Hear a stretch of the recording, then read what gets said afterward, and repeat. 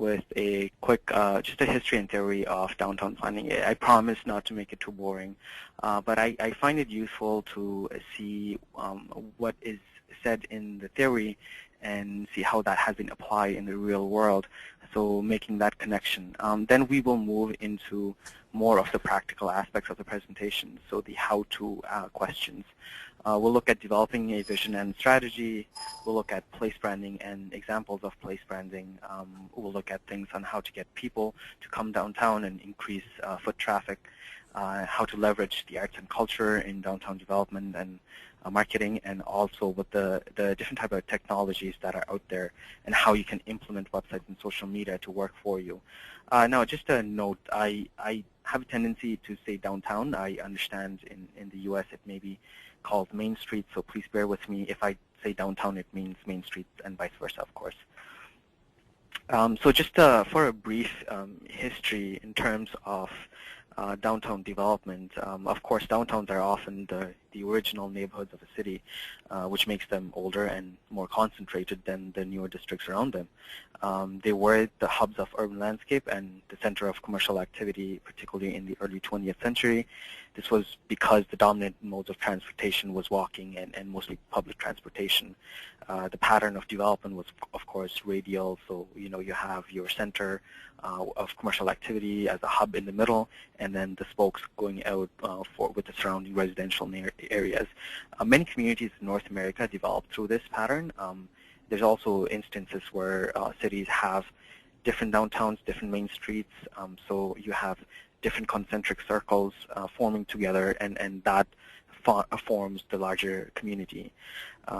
All of this changed in the 1950s, particularly with the rise of the car.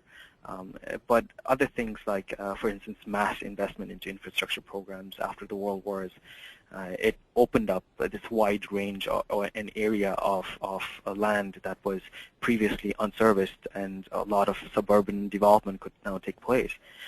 Also, you have to look at the fact that construction, the manufacturing of construction materials changed from having to move a lot of brick and mortars, if I may literally say it, so to more manufactured pieces like drywalls and your studs, and which were more easily transportable as well. So that increased the ability for people to construct outside of the urban area. And of course, you have the flight to the suburbs phenomenon, which left the downtowns not only with less population, but also left them very economically disadvantaged. And the nail in the coffin, so to speak, was the advent of the shopping malls. It's just a combination of ease, accessibility, store replication ability. It just decimated downtowns and main streets across North America. Interestingly enough, shopping malls are being used by some downtowns to drive traffic back in the core. Now, there were some attempts by municipalities who tried to bring back people with constructing expressways, demolishing unsightly buildings, construction of mega projects, but it wasn't really till the 70s and the 80s that communities really started looking at the preservation of the unique characters of their downtown, and using that and developing a message based on the unique characteristics. And it would also be another 10 to 15 years before this move would resonate with an economic development twist, particularly in the implementation side of it. Now, the next slide here and the picture, of course, it's Jane Jacobs. She's generally regarded as pretty much the mother of urban planning.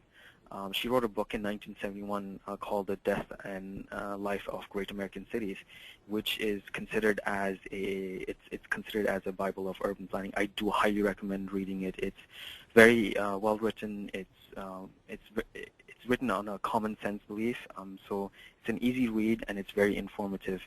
She just on a note, Jane Jacobs was a proud Toronto resident till her death in 2006. And she loved the city, she loved the various neighborhoods, and she loved the activity here. Her theory is summarized best by saying that she said best urban spaces are dense, they're mixed-use neighborhoods because they are more human and they're more natural than segregated areas like suburbs. Human interaction also leads to a sense of community, which in turn creates friendly and safe places that people want to be in. She also promoted economic diversity opportunities, arguing that new ideas, especially entrepreneurship, are high risk, and they need access to cheap rent and cheap spaces to get off the ground. All buildings in downtown are an ideal space for artists and independent entrepreneurs, and a rotating collection of new and aging buildings creates opportunities for all business types, unlike large tracts of new development where if you can generally afford it if you're an established business or have capital. This entrepreneurial spirit in turn reinvigorates the downtown with unique shops, businesses, and I guess sometimes interesting characters. But you have to understand it's a cycle. It revolves around, but the question here is how do you get that cycle started, of course. Just an end of the century assessment, there has been almost a universal acceptance of Jane Jacobs. The work has inspired municipal leaders across North America and much of the world to revitalize their downtowns, and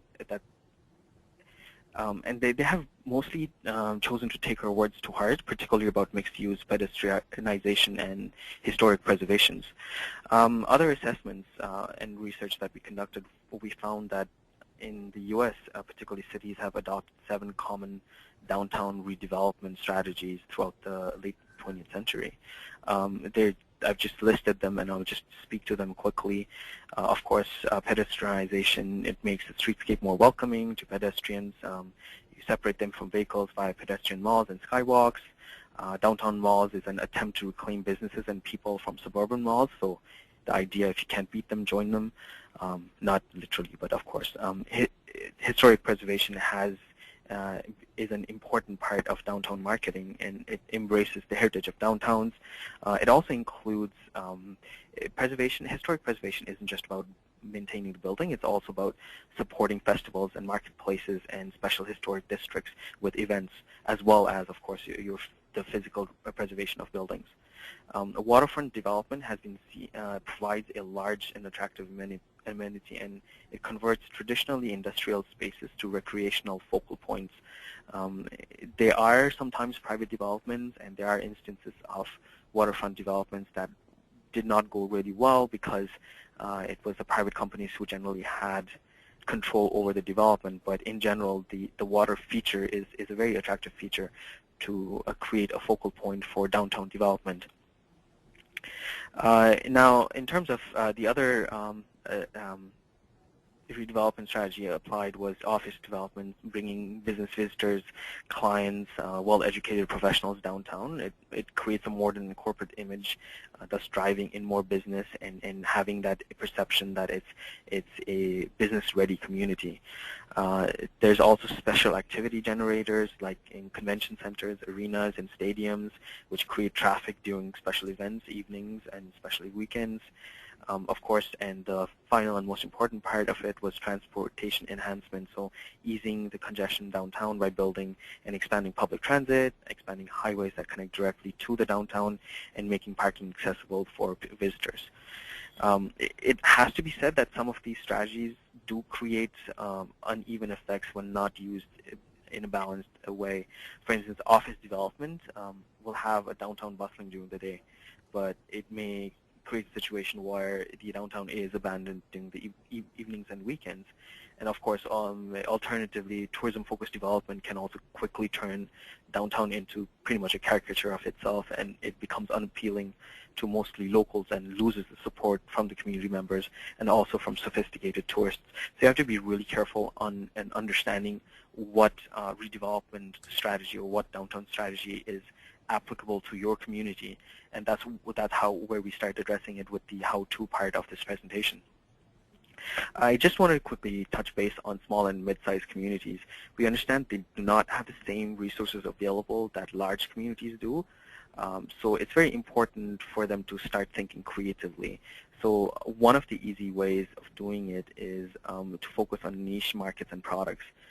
Downtown main streets of many medium and small-sized communities provide opportunities for resident attraction for those who seek out the unique characteristics and activity, but they're also not interested in the crowded main streets of the metropolitan cities. So you have to be able to develop niche products and niche messaging that resonate with the target markets.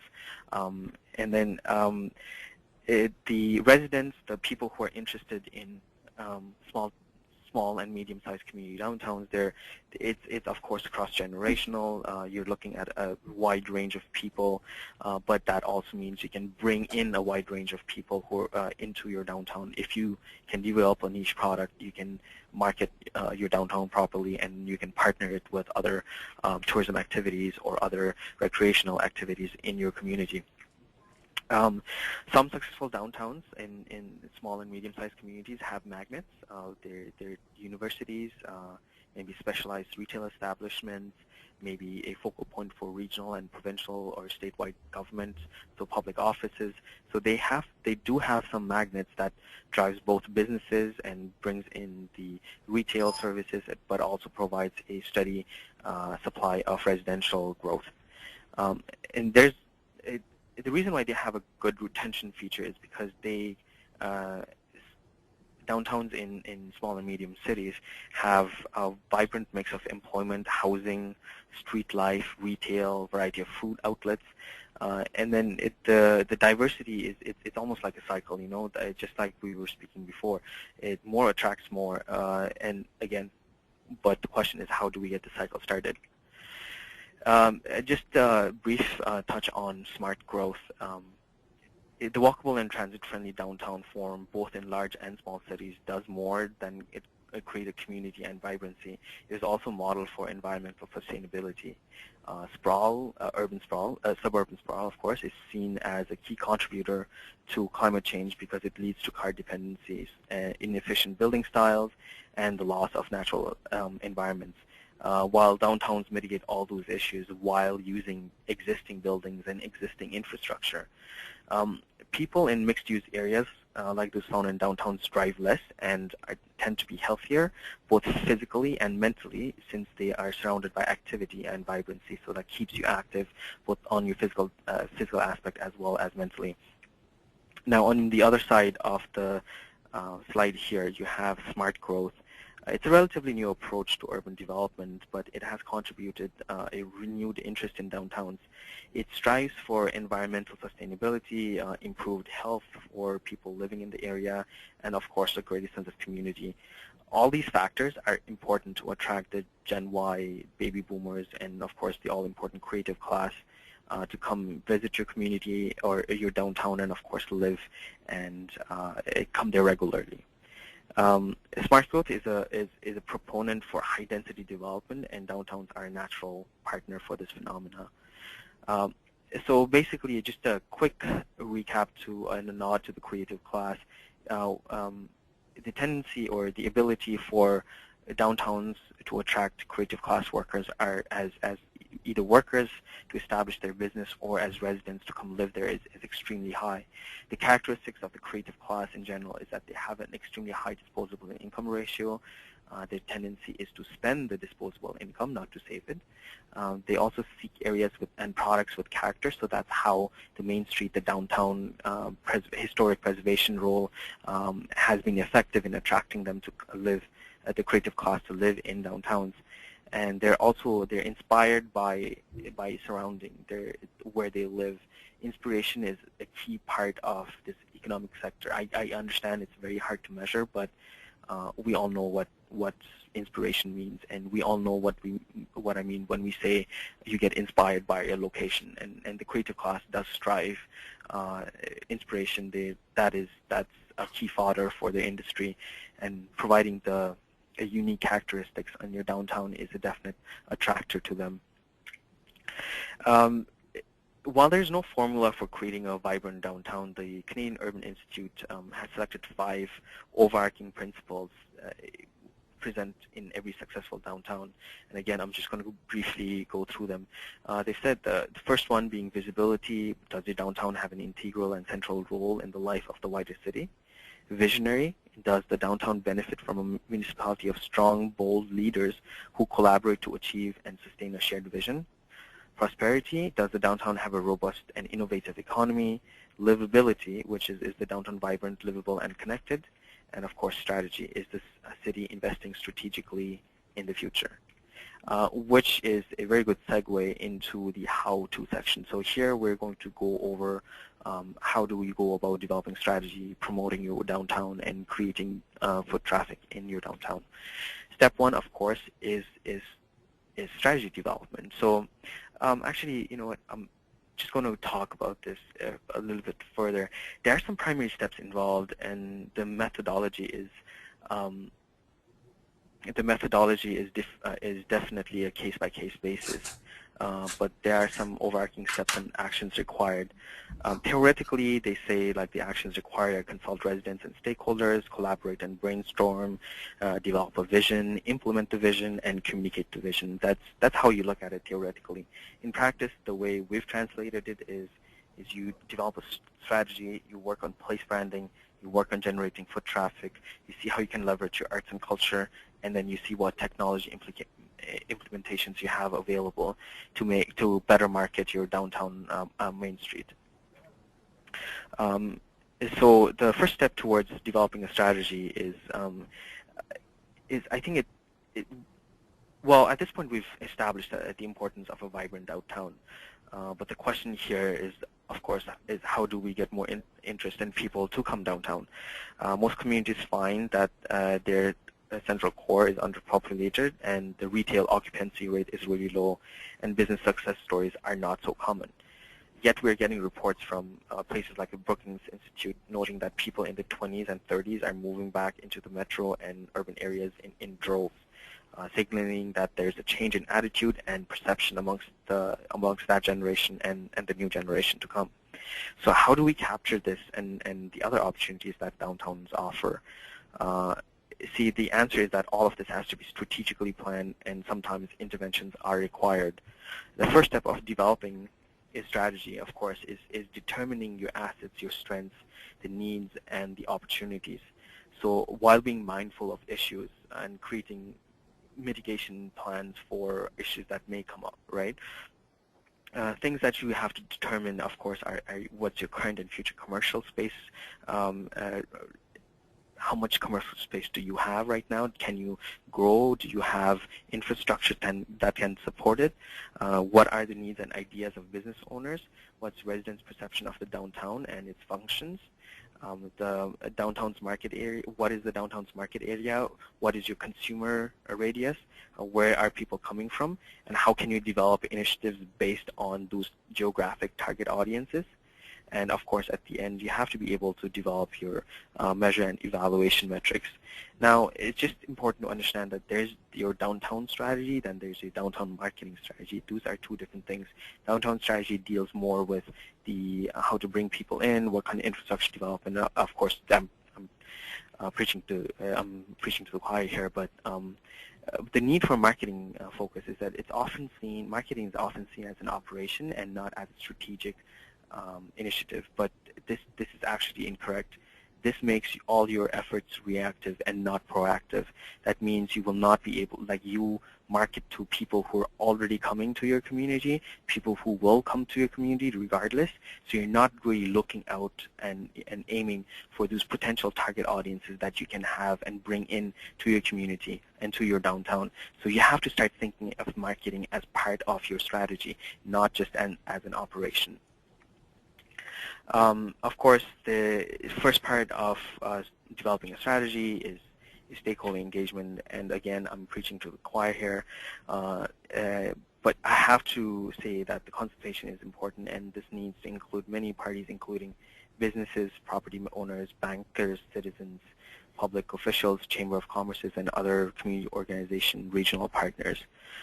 There are a variety of ways through which to get people involved. You have your focus group sessions, you have online survey and participation tools. Interestingly enough, there's a few new tools being developed where you can encourage participation through, not just through, you can, of course, encourage participation through social media, but these websites or these tools allow you to increase participation by registering their IP address, and there's issues of privacy, and that has all been taken care of. But this way, people can voice their opinion directly into a discussion board, and but on the back end, the officials from the town know where the comment is coming from, so people can't just go in and add whatever comments they want. Someone is held responsible for it, and it has actually been a very interesting way of increasing community participation and engagement. It's also important to have a kickoff event highlighting the importance of the downtown and making people aware of the initiative. So it's basically an opportunity for you to tell them what's going on, how they can participate, and maybe tell them about the different dates for if you have public sessions, if you have design charrettes, if you have any other engagement sessions, right? And then you can also conduct a session at the end or an event at the end after you finalize and finish the program or the plan to introduce it to the larger community and the stakeholders. Now, the public consultation and engagement piece is not just about creating idea, but it's more about creating buzz and excitement. Once people get to talk about it, they get involved in the process, they have ownership of your downtown, and they start coming there more regularly because they see it as their downtown. So it's more about creating ownership than actually creating ideas. But of course, creating ideas is very important in being able to create those key messages, those zingers, those value propositions for each target audience. In terms of vision development, you have to understand that revitalization, it has to be more than just a physical improvement. So when we say vision development, it's much larger than just physical improvements. The vision should be based on economic themes. So what are you good at? What kinds of businesses, services, and attractions do you have? What kind of people already come there, and kind of building off of those information. You should also be looking at a multi-year vision with guaranteed funding sources at least for 3 to 4 years. Any marketing or strategic project has a time span of 3 to 5 years for implementation. At least you will not see the effects of it till beyond that, sometimes even longer. So you need to have a continuous source of funding, because if you do something for the first couple of years and then don't invest money into it, it's just going to die off. There's also some you also have to note that some visions take decades and many political cycles to fully realize, and therefore your plan and the strategy has to be flexible to changing conditions. Now we're just going to go and look at a few examples and a few case studies of communities that have built larger visions, have invested into their downtowns. Downtown Markham is actually a really interesting example. It does go against a few things that we had said earlier in the theory piece, which was about Jane Jacobs and preserving whole historic neighborhoods. The Downtown Markham example is an example where basically they are building a downtown in a new area, but they've taken into consideration the historic preservation needs or the historic architectural design needs, designing buildings in different scales, so they are at people scale, and they've taken a lot of efforts towards making the new downtown more environmentally sustainable. So it is a brand new downtown that they're developing. It's actually funded by a private company. It's a $4 billion project and it will eventually include about 2 million square feet of retail and dining, about 10,000 luxury townhouses and condos, about 2.4 million square feet of commercial office space. Now, the interesting thing is of Downtown Markham is it is the largest concentration of LEED certified buildings in North America. So all the hotels, all the movie theaters, the restaurants, everything is LEED certified. So that can be now twisted around and make that into a marketing scheme, calling Downtown Markham as the most sustainable downtown in North America, right? So it's funded by the developer, as I said earlier on. The Remington Group public sector is partnering, and they will install all your usual public services, but most of the development is being done by the developer. It is definitely visionary, and it would be really interesting to see how this progresses. Mississauga has just recently, over the past couple of years, have invested heavily into their downtown in terms of infrastructure projects. So that's another way how you create a vision for downtown. It's not just about creating one area, but it's also about supplying the downtown with all the necessary infrastructure required for further development. The city of Dubuque in Mississippi is a really good example of how a community has leveraged its location on a river as a key point of a key way of reinvigorating the downtown. The city and the region undertook a series of public vision sessions and strategic planning processes, and they developed a series of recommendations to create a better future and figure out how to get there. The project is visionary. It's not just a makeover. Because it's based on principles of environmental stewardship, smart energy use, economic prosperity, and the social-cultural vibrancy balance. It's also a really good foundation for a marketing story, and it's something to brag about. So what they've done here is they've basically turned a city that was depressed since the mid-1980s into a leading job producer in the region with a revitalized downtown and a massive waterfront area.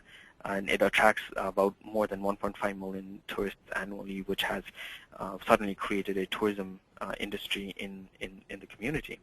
And of course, the River City Company with downtown Chattanooga, that's an example of a community that also developed their waterfront.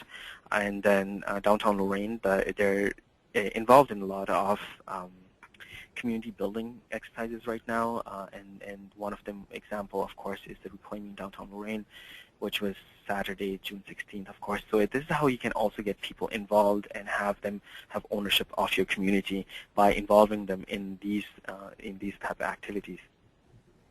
Now, step 2 would be place branding, of course. So now we're talking more visual aspect rather than just strategy. It's important to understand that the brand, it's a product. The difference is that the logo is not just a brand, it's the process is the brand. So what you come up out of the branding process is the end result. It's not just the visual representation is a very small piece of it. It's really hard to create agreement on logos. So it's better to get stakeholders to agree on certain evaluation criteria before you set on a branding exercise.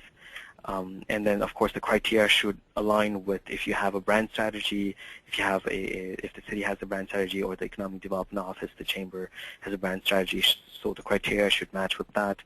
And you need to evaluate one or more draft logos against the criteria that you have developed.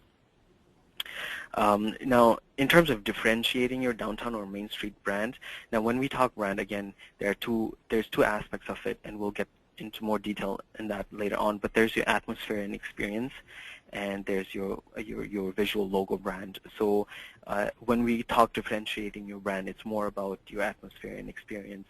So again, it's more about creating niche markets. It's about understanding why visitors come to your community and what are the key businesses that you have in your downtown.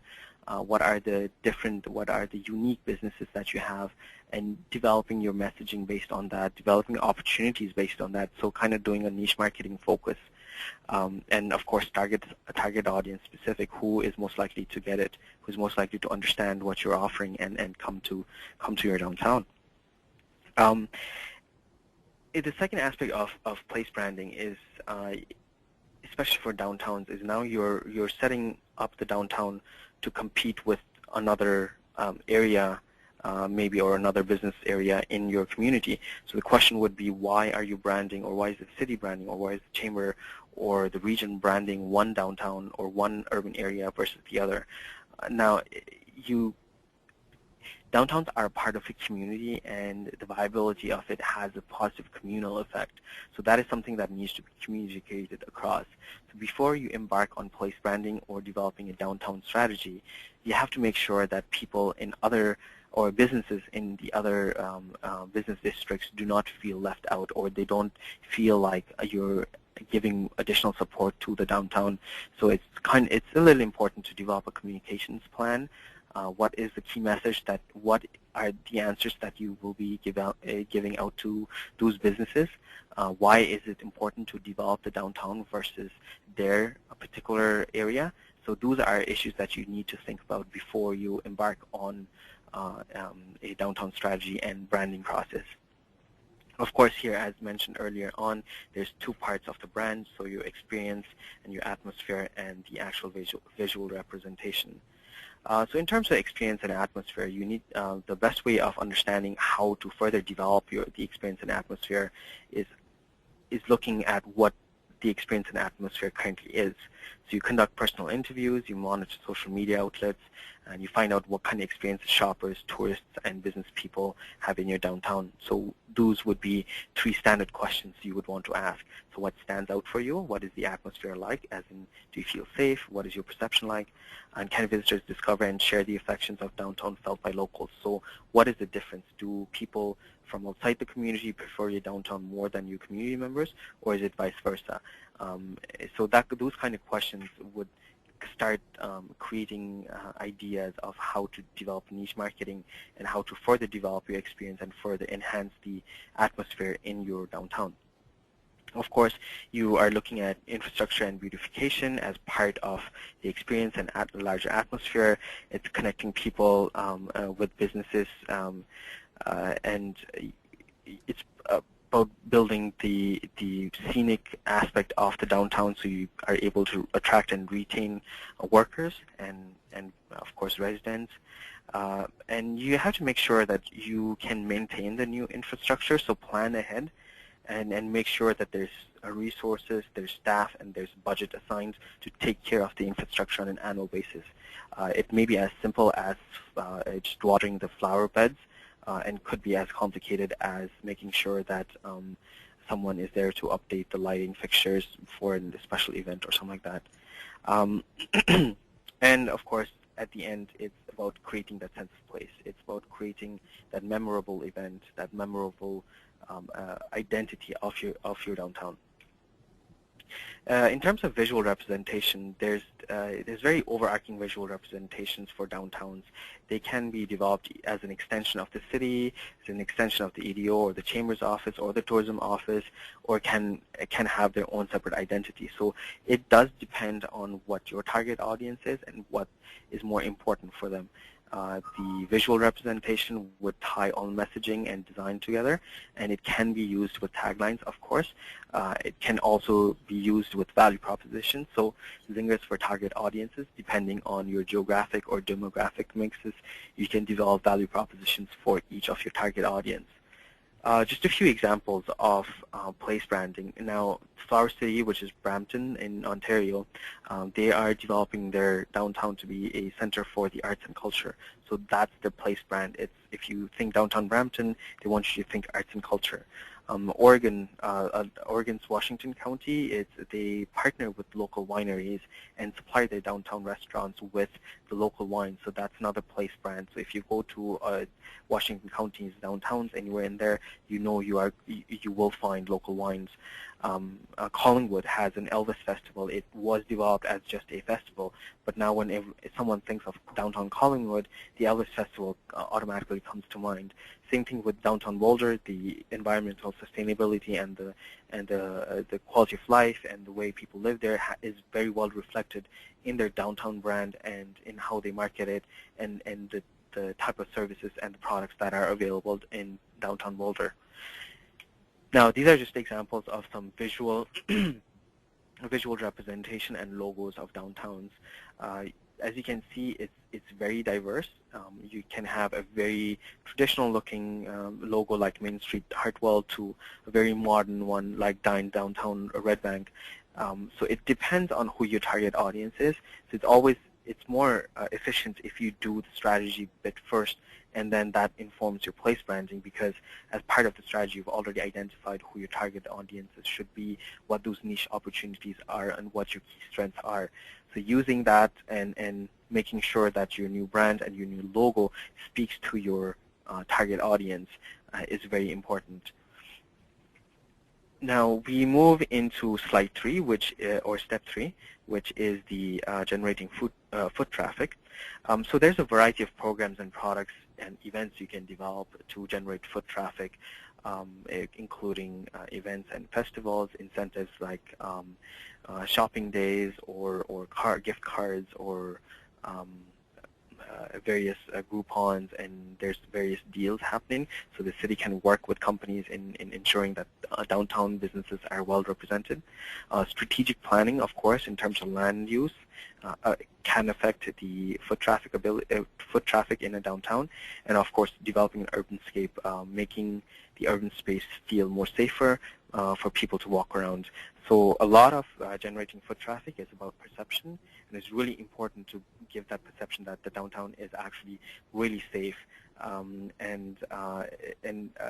believe there was an example where even if you have police cars visually available, or just a few police cars visually available, it gives the perception of safety. So even though your downtown might be completely safe, there is generally a perception that they aren't.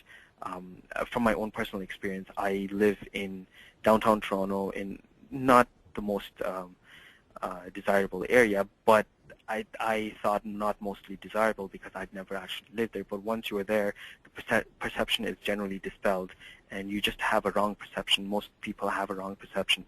So when they come to downtown, they actually need that comfort. They need that ease. So you have to be able to provide them with the comfort level that they seek.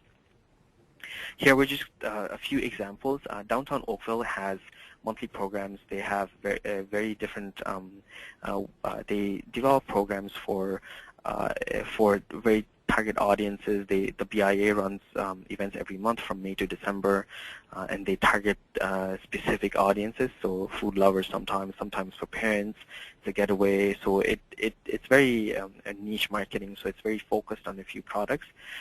Fort Myers is also a really good example where they have developed different kind of events and festivals to get people downtown. Fort Myers Artwork Walk is an example of it. The other example we have here is Shop Fort First from Fort Saskatchewan. They've developed a loyalty card that all retailers in their downtown use. So whenever you shop there, it just works like a loyalty card. Of course, you gather points, which you can use later on. Picton is actually a really interesting example, and I want to talk about it furthermore. Picton it's a community in southern Ontario, located in Prince Edward County. It's a very interesting area. There's a lot of rural creativity going on. There's a lot of wine growing. And there's a lot of tourists that go to the wine regions there, of course. But the interesting thing about Picton is that a couple of years ago, I believe in the late 90s maybe, or early 2000, Canada Post, our postal service here, was about to embark on redoing all the rural route mailboxes. So what Prince Edward County and downtown Picton approached Canada Post, saying they didn't want rural mailboxes. They wanted all mailboxes to be routed through the downtown. So what that created now is that a situation where people from all over the county have to drive to the downtown to pick up their mail. They do that on a weekly basis, or they may do it bi-weekly. A lot of people don't get mail these days anyways. Everyone gets email notifications. So they go downtown. When they're downtown, they'll go to a coffee place. They'll go pick up something at a shop. And that is how you can use strategic planning and in order to increase foot traffic in your downtown.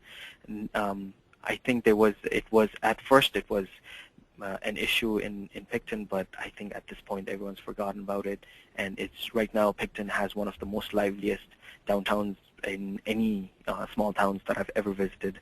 It's very lively. It also is it's an interesting trick that they've used or not a trick, but situation, I guess, is in Canada or in Ontario particularly, you can only buy alcohol and beer from set stores. So your LCBO, which is the liquor board, and the beer store, what they've done is they've put the LCBO and the beer store on either sides of Mainstreet. So if you want to go from one or to the other, you will kind of have to walk through Mainstreet. So that was probably not done intentionally, but that does also increase the reasons why people walk in downtown Picton by a bit, I guess.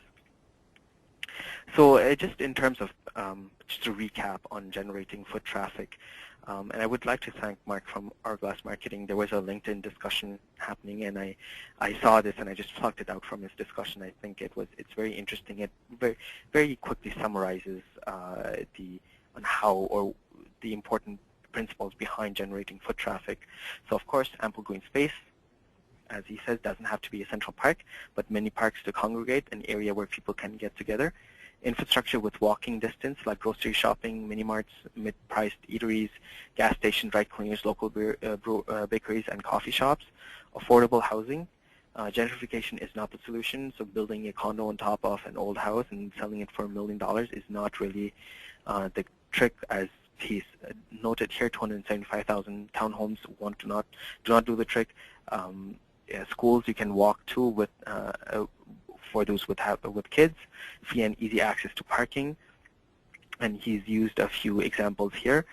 Clean and safe environment, little or no graffiti, no trash, and trash can on every block, bench, and trees.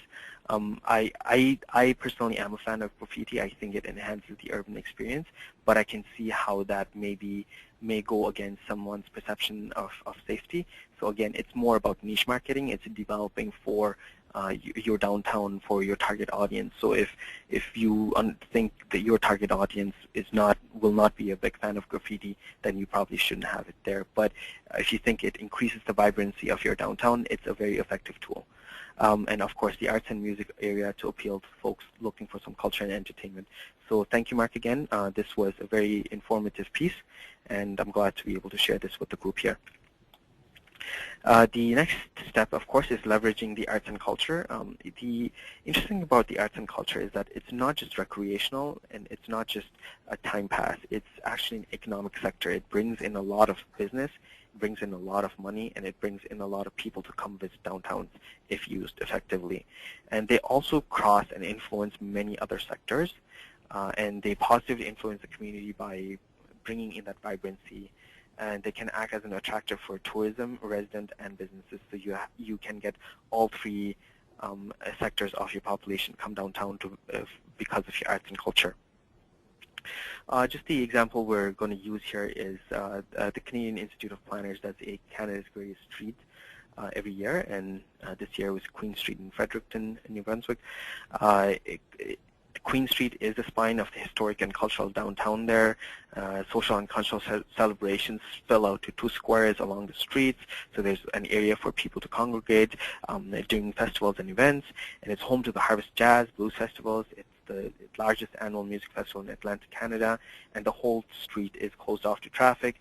Becomes a giant pedestrian space, a giant congregation area where people just enjoy the music and they just walk around. That's how you drive your people to your downtown, of course, and the arts and culture is a really important facet of it.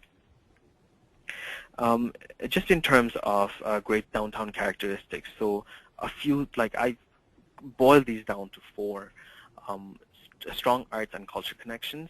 So, of course, as the example stated above, if you can drive people into a downtown for the arts and culture, you need to be able to have a connection between what you want the downtown place brand to be, and then what the type of arts and culture you're offering. So if it's a jazz festival, you want to be you want to open up the space. You want people to be able to walk around and enjoy the music everywhere. But of course, may not be directly implementable to all genres of music. So there has to be a connection, and you have to understand the target audience that you're bringing in. The streets need character and personality, so the festivals help that, parades help that. You need to reflect your local culture, and you need to have both built and natural environments in your downtown streets to build your character and personality. Of course, your form and composition of the streets are really important. Great streets can accommodate multiple users, so pedestrians, cycles, and vehicles, but it should also be able to encourage interaction. And then street environment and sustainable practices, its green infrastructure and other features promote sustainability. They get people to come downtown, and it's a really interesting marketing tool to use while promoting your downtown. So these are just a few examples of arts and culture that are being used by a few communities. Fort Lauderdale in Florida they offer year-round world-class concerts, plays, and galleries, and fine dining right in their downtown. They have a rewards Facebook fan page with cultural prizes and discounts and prizes that are given through the A&E blog.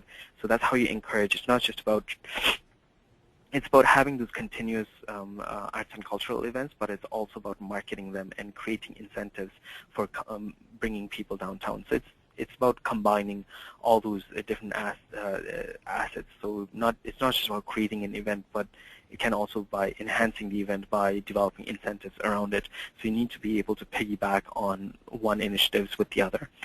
Distillery District is a neat example from Toronto, which it was an old, of course, warehouse area. Right now it's been developed into a very interesting area space. They encourage. There's a lot of art spaces there. There's some retail. There's some businesses. So it's a really interesting mix of your arts, your normal retail businesses, and your corporate businesses. But the way it's done is that it looks like an art space. It looks very old. It has that feeling of an old warehouse district. So it inspires people.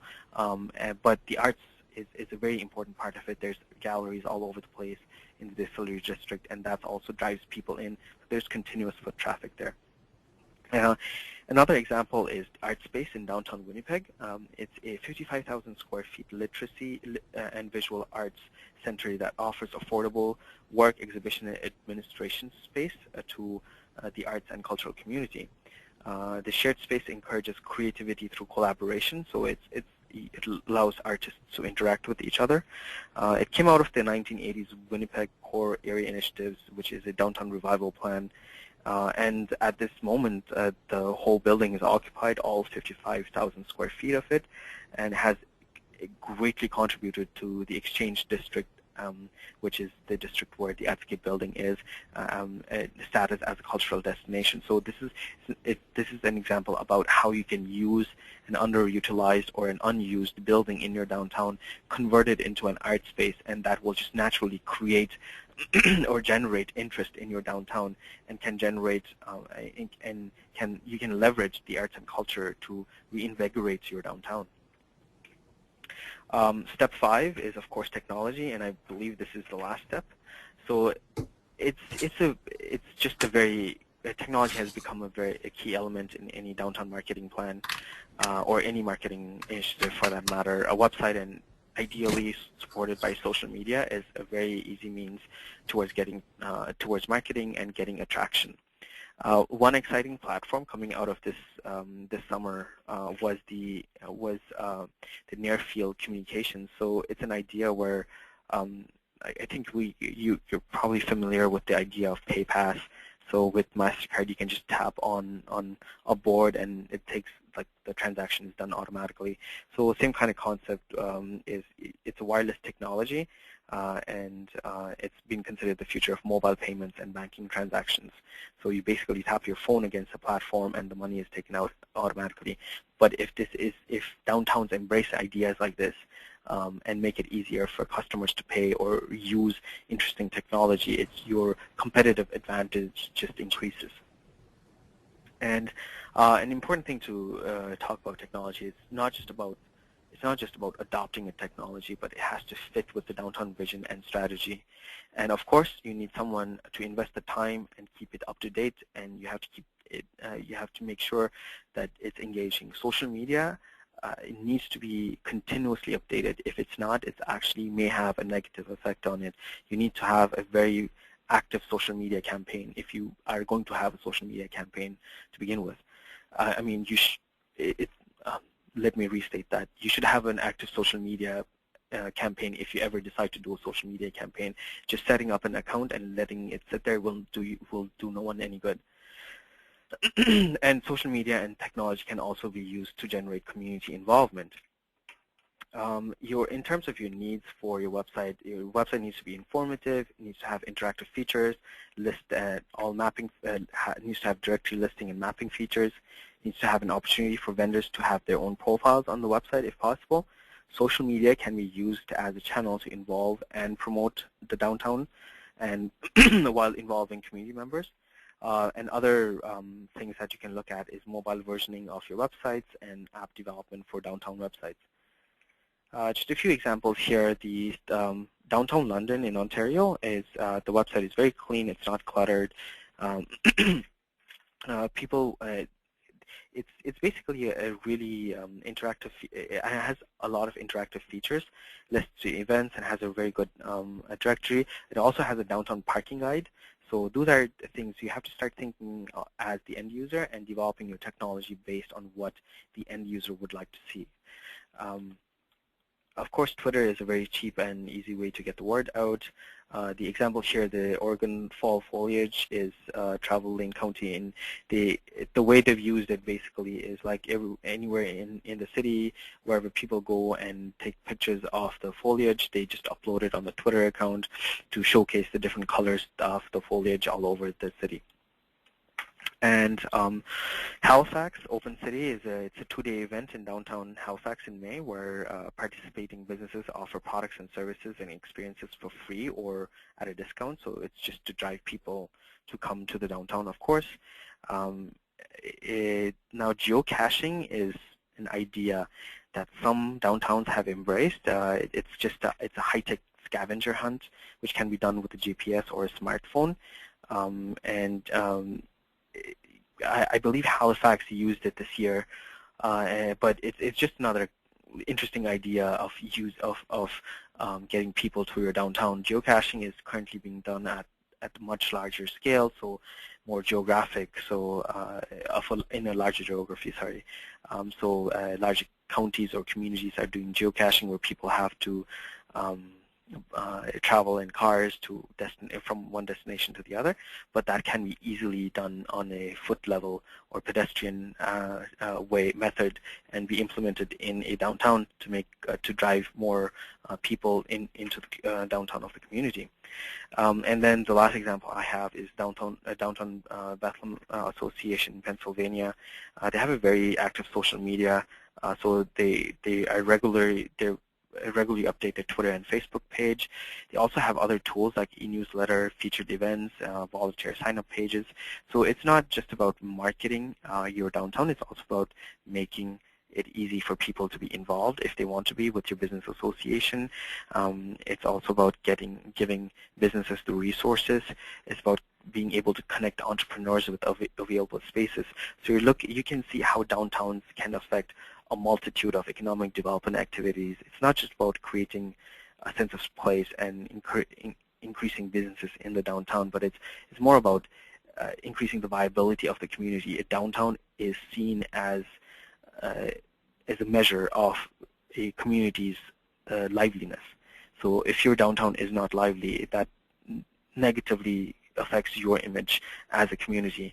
Downtowns are the heart of any community, and that's why it's really important not just to make sure that we preserve them, but that we use them effectively, and you leverage what your downtown has to offer and talk to your target audiences or get the message across to your target audiences, so your whatever you have to offer actually gets to the appropriate target audiences.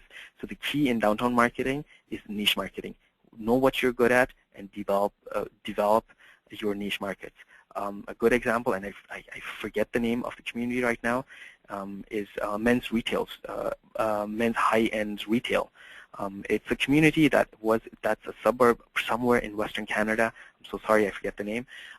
But they've basically turned the downtown experience into the center for high-end men's retail stores. So anytime anyone in the region has a wedding to go to, or a party, or whenever they need high-end men's retail, that is the downtown they go to. So that's how you can further niche out your own market amongst a very competitive environment currently. So with this, I would like to end my presentation, and Daryl, I will try to take any questions that have been sent so far. Well, thank you very much, Pranav. It was very informative. Just off the top, to answer a common question that's been posed, we are recording the webinar, and you'll get a link to the recording in your email shortly. In addition, we also have a special offer on downtown marketing services, including the approaches we've discussed today, like strategy, branding, technology, promotional materials, and more. So the special promotion is that you'll get 15% off any downtown marketing services booked by July 31st, and you'll get this information in email as well. So let's get to the questions. As a reminder, you can use the box to the right of your screen to ask. And the first question, Pranav, what kinds of audiences should we be targeting? So is it worth going upscale at the expense of those who can't afford it? And can several audiences be targeted at once? So sort of a three-parter there, Pranav, if you want to take it away. I can try. um, it, yes, I guess the main theme here is that is niche marketing, right? I mean, unfortunately, you will not be able to please everyone, and I think the focus of downtown, particularly because you're not just competing with other downtowns, but you're also competing with the suburbs. So it's more about niche marketing. It's about finding out who you are best at. And yes, sometimes it may not be, sometimes it may be upscaling, sometimes it may be downscaling. You don't really know. I mean, it is on a situation-by-situation basis. So I would recommend that you go after your key target audience, and once you think you've reached a saturation point there, then you move on to your next audience. But I think niche marketing is the way to go for downtown marketing. Do you think that answered the question? I think that answered it quite well. Thank you, Pranav. Next question. What are some good metrics? So I guess this goes sort of on the opposite side of the strategic side. So once you've done some downtown or Main Street marketing, what sort of metrics or numbers can you point at to look at results? Ooh, that's an interesting one. I guess, I mean, one of your standard ones for economic development is looking at your occupancy rates, right, of your retail stores downtown. So just seeing if they've increased or not. Again, I would like to point out that strategies, when implemented, are not immediate. They do take some time. It is important to start measuring year one because that will become your baseline measurement, and then you can measure your performance every year against that. So one of the things you could look at is your occupancy rate of your downtown retail stores. You can also look at attendances at downtown events and festivals. Some people, they count attendees. Sometimes there's an estimate that's done by the police services of how many people attended. That's another good measure. Of course, your website statistics can be used to see how many people are visiting your website and how that's increased over time. You can also look at the revenues generated for events and festivals. If you can't count the individuals that have come in, you can count if the festivals and events are making more money on a year-by-year basis. You can also talk to your vendors to see how business has been since they've implemented your program. So there's a wide range. It is tied to your specific target strategy, but in general, there's, like I said, a few things that you can measure, including the retail occupancy rate, your website stats, and people who attend your events and festivals. All right, thank you, Pranav. You did mention that it's not immediate. You can't expect results right away. So sort of building on that, how long on average does it take to turn a downtown around? Or maybe worded a different way, how long do you have to wait to start to see results if you start to implement some of the things that we've talked about today? Okay, well, it depends on the community themselves. I mean, if you're looking at, for instance, something that Mississauga did with $160 million, I believe, in downtown infrastructure development, that's going to be a while, right? And you're not going to see the full effect of the infrastructure development till the last piece is put in. So you're looking at like maybe 15, 20 years before you see returns on that. But then you can look at developing like, the shop first or shop for first, like the card, the loyalty program. So you can start developing things like that. And those can have immediate effects because, the tendency of people is to buy if you are getting a deal somewhere or your purchases are counting towards something. And if you have good market value or if your products are competitive with the market, like your tendency is to go to that. So you can have immediate effects even like within the first 6 months. So it does depend on it depends on a program by program basis, but the main difference being is if it's infrastructure, of course it's going to take a lot longer, and if it's a program, then it may be a shorter turnaround you're looking. But I would say at least a year before you start seeing true results. All right, thanks. What options are there for small communities with aged infrastructure and little money to update it? So I guess if you're a small community and you have a small budget and you're probably not going to be able to make a big infrastructure impact, what perhaps would be the best thing to spend that small budget on? Oh, well, if you have a special event or festival, that might help drive people down. On top of that, you said large infrastructure. Okay, I'm going to assume that the infrastructure question was more about utilities and sewers and all that. There's small infrastructure changes that you can do just to beautify your communities. I know in Ontario, at least, there is some funding that's given out by the it's a matching fund, so you have to put up some money yourself, of course, but it's given out to even businesses who want to upgrade the facade of their businesses. There were a few grants given out by the Green Municipal Fund, I believe, for downtown improvement. I think there might be a few in the States as well. So there are some grants and funding opportunities kicking around, but like you said, like it might not cover a big infrastructure program.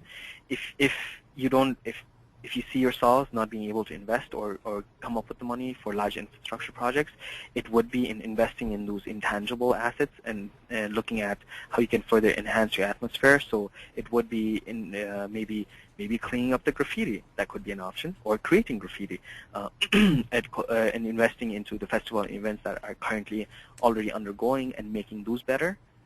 Might be a way of enhancing the downtown's ability. I don't know if that covered it.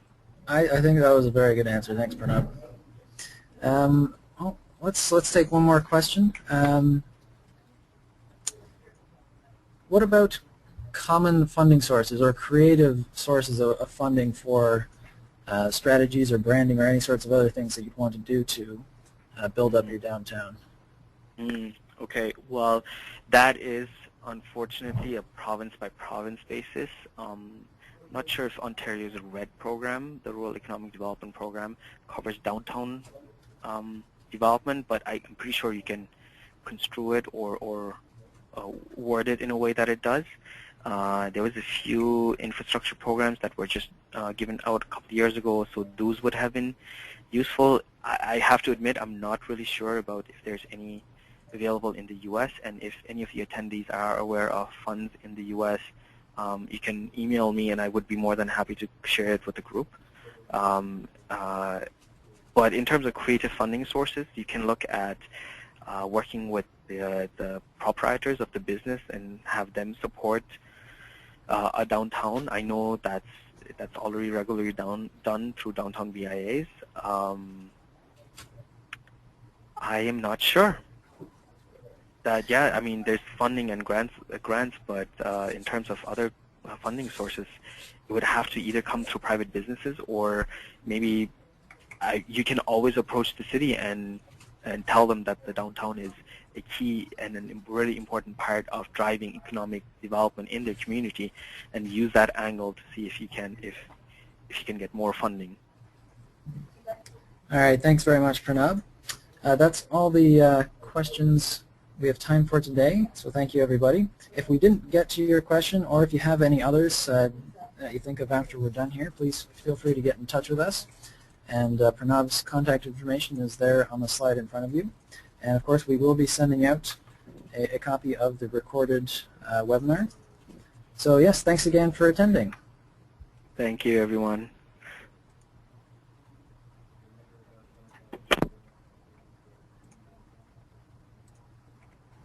The organizer has ended the session, and this call will be disconnected. Goodbye.